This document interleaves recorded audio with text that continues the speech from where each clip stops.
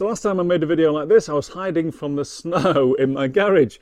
Today I'm hiding from the sun because it's melting 6 months later, so it's about time we get back to finishing this paintwork.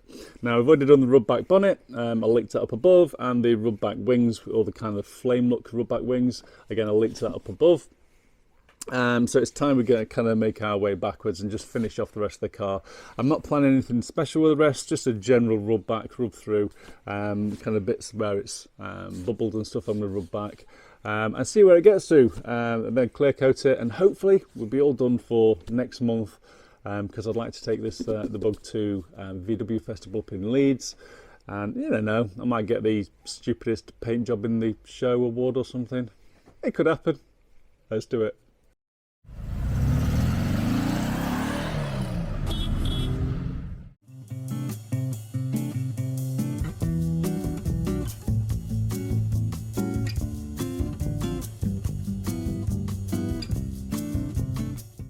Future Al here. So for those paying close attention, they probably noticed for the first half an hour of this video I forgot to wear my dust mask. Don't do that. Rubbing this stuff back is really bad for you. Now apparently everyone's got about 5 grams of microplastic in their brain already, which is equivalent to a plastic spoon. Quite scary, and that's supposed to be increasing by 50% every decade. So by now I've probably got a few spoons short of a full camping set stored up there, and if microplastics can cause damage to short-term memory, just imagine what microplastics can cause to short-term memory. What am I doing here?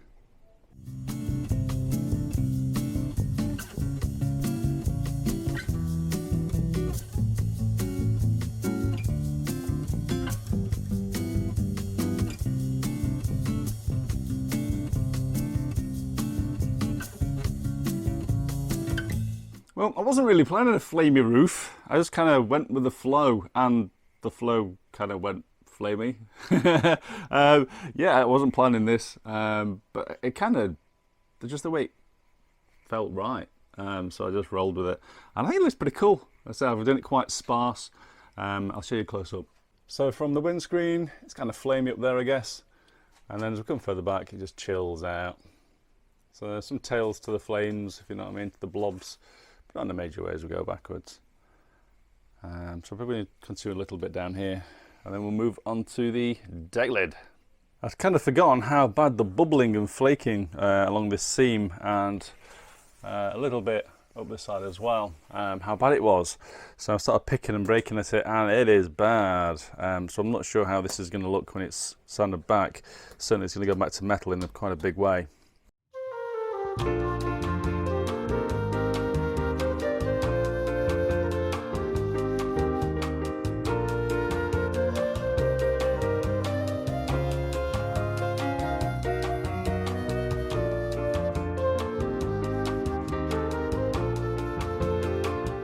One Decklid done, well, kinda. So I'm not impressed by that. If it had gone back to a strip of metal, I wouldn't have been too bothered, because the bonnet looks okay at the front. That's really fat and square, and obviously there's a chunk of filler which makes it look white as well. So I'm not really sure what to do about that at the minute. So moving on to the wings next. I'm hoping not to have to remove all the lights. I'm being super lazy, to be fair. So I'm going to kind of mask around them and try and work around them. But I'm going to loosen the wings, pop the wing beading out, and then it means I can mask behind it for when we spray. I'm having second thoughts. Now these wings are not standard. They're the 2-inch wider fiberglass ones, the old school ones that are like an inch thick and have no flex and give. So these were an absolute total and utter nightmare to fit.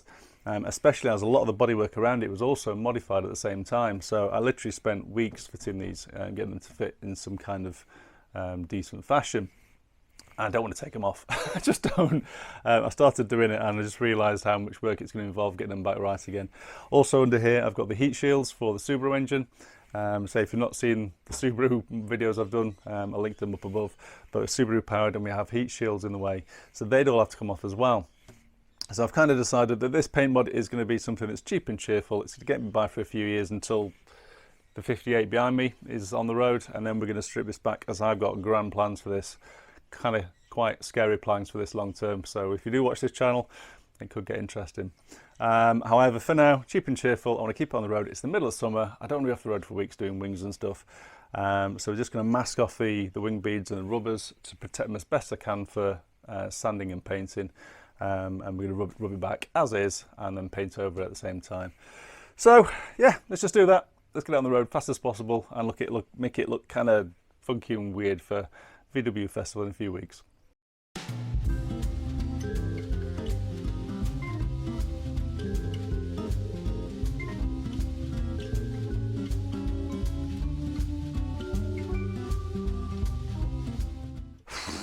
Hottest day of the year. It's been a warm one. Let me show you where we've got to so far. Done all the wings on this side. Still not sure what I'm doing about that bit. Might just spray it, I don't care. All the roof is done. And we've done a bit around the front of the windscreen and down the sides here. So while I'm having a break, I thought I'd explain how I've been doing this. So orbital sander, it's obviously an electric one. I'm using 120 grit pads on here. Now when you first start using the 120 it's quite aggressive, so you've got to be careful not to be doing it on a curve because you will burn through straight away, straight to the white layer, past the orange and the two browns. But once it's rubbed down a little bit, so it doesn't take long. I found the 120s are really nice, and I actually use 2 pads for doing everything you've seen today, and this pad will probably finish off the other side as well. So once it's lost its initial gritty bite, I found the 120 is a nice grade for cutting through a nice steady pace. Obviously you could go for a finer grit, but that's what I've got, so that's what I'm using at the minute. Then once I've done all the damage, so if I cut the bits out I want to be cutting back to, anything that's left that's shiny, I'm just keying the surface with brown Scotch Brite. I think in the industry it's red, but it is actually brown. So just to take any shine off, so I've got a nice keyed surface so the lacquer can bite to that surface as well.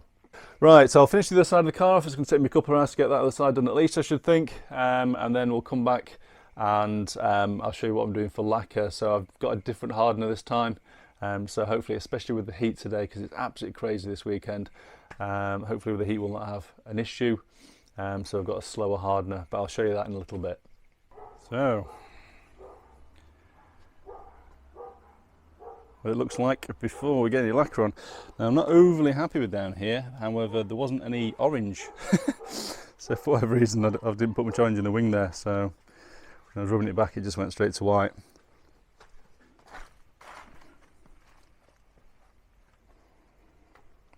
Kind of just accented around the windows a bit. So I think when it's all got lacquer on it, it's going to look pretty striking. That's going to be another day because it's going dark, and I have dusted down the garage in case we're painting inside. So if you watched the last video, I got a load of dust on the paint, which wasn't good. So I've masked up, I've decided to do the car in 2 halves. So I'm painting the roof section first and down to the deck lid. Basically, if I get wet wings, I'm going to start leaning on that when I do the roof on the second and third coats. And I'm not experienced enough to avoid doing that. I'm too clumsy, so I figured if I do the roof first, let that go a hardened set, and then I'll do the sides and the wings as a secondary job. Also I can lift up the deck lid once it's set and do around the valance and stuff without causing any problems. So yeah, I think because I'm not very good at doing this and it takes the pressure off having smaller section as well. Just take my time and hopefully we'll get a decent job.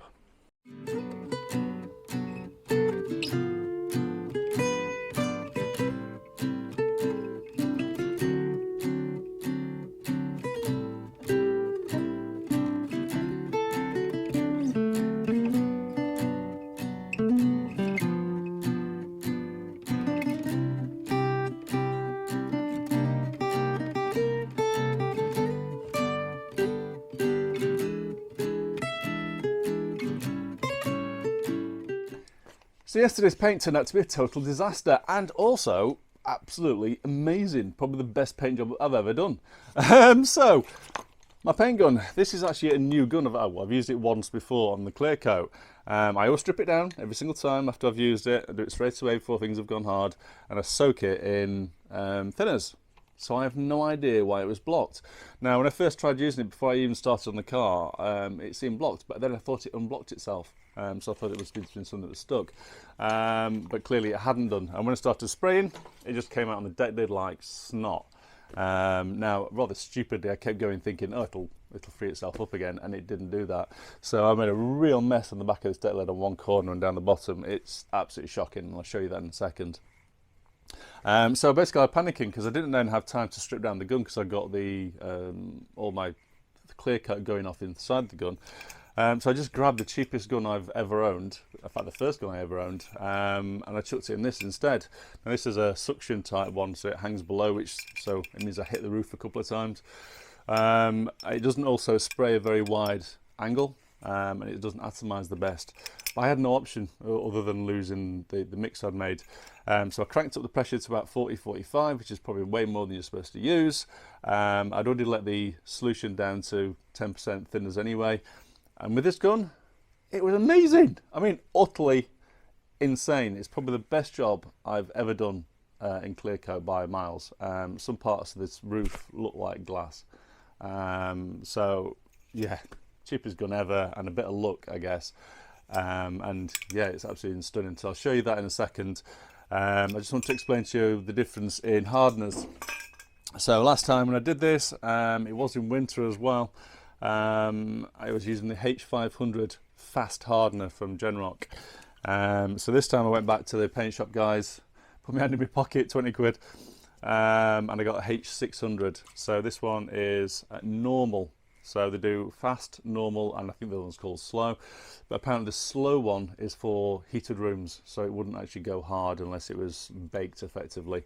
So this is the slowest one I could get from this particular brand.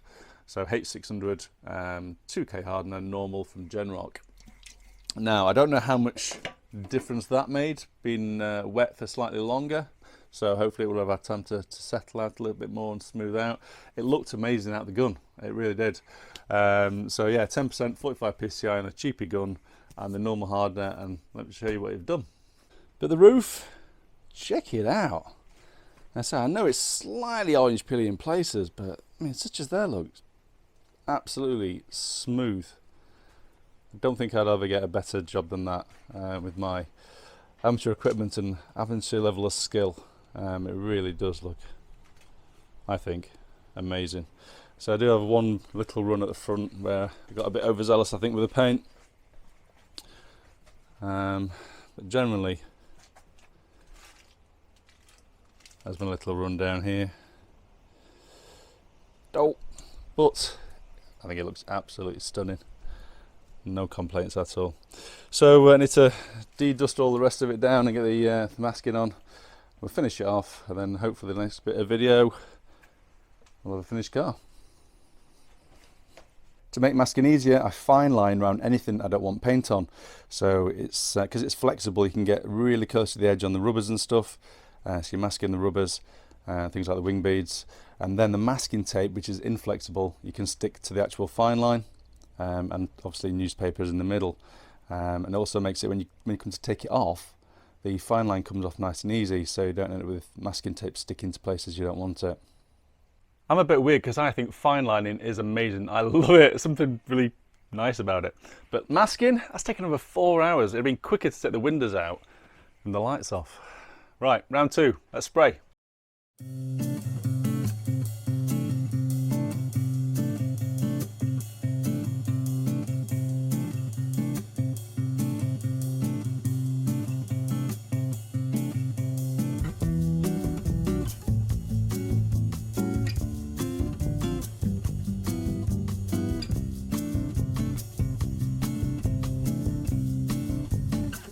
Another day, I'm back in the garage today hiding from the rain. So I can't get the car out and clean it all down to show you what it looks like in the sun. We'll do that probably tomorrow if we're lucky. But check this out, looks absolutely amazing. There's a few blemishes here and there, but that is super smooth. I'm really happy with the outcome on that. Again, I've cocked up here. I don't know how I missed it. I've got a dry patch down that middle bit. I checked over things so often, so much, but I still miss things. But again, all around here, absolutely brilliant. No runs, a little bit dry on top of there again, but generally overall I'm super happy. So the quality of what I've done on the back here is so much better than what I've managed on the bonnet at the front, and I guess it kind of shows it's about practice, a bit of luck, get to know how the gun works, getting to know how the Clearcoat lays. So as you're spraying, you can kind of see as it builds up when it's kind of dusty, or if it's starting to flat smooth and look like glass, I guess. So you can judge the right depth as you get used to doing it. I was having some trouble with the gun, as you probably noticed. So when I take the pot off the bottom of it, I was getting a really good spray, as I was yesterday or the day before. But when I put the pot back on, I was getting restricted flow. No idea why that is. I thought it might have been an air lock in the actual in the pot itself, so sealed too tight. But it was far from sealed, because if you tipped it over, it poured out the gap. So I'm not sure why I was having that issue the second day, and I'm not sure why I'm having all the issues with the gun either. All I can assume is I've not cleaned something somewhere. I think on the yesterday when I sprayed, it was slightly to one side, so I think one of the air jets might be slightly blocked. Maybe it's because I've soaked it in the in thinners overnight. It softened something on the inside that I didn't previously clean. I'm not sure. But I'll have to be meticulous with my gun cleaning from future. I think from now, I think get some little needle brushes. It's the only way to keep your gun maintained. I get it all back together again, get a license plate on and stuff, give it a clean down, and then I'll show you what it looks like in the sun, hopefully tomorrow. But you left the sides of the car black, Al. What are you going to do with that? Well, I've got a master plan for the sides of the car. I do like them black and dark, although I have considered orange. But I want to try something using stencils, or possibly some kind of covering. I'm not sure how I'm going to do it yet. I do have a plan, but I guess that's going to be a future video. As for the rest of the car, so there we have it. One shiny rubberback Beetle.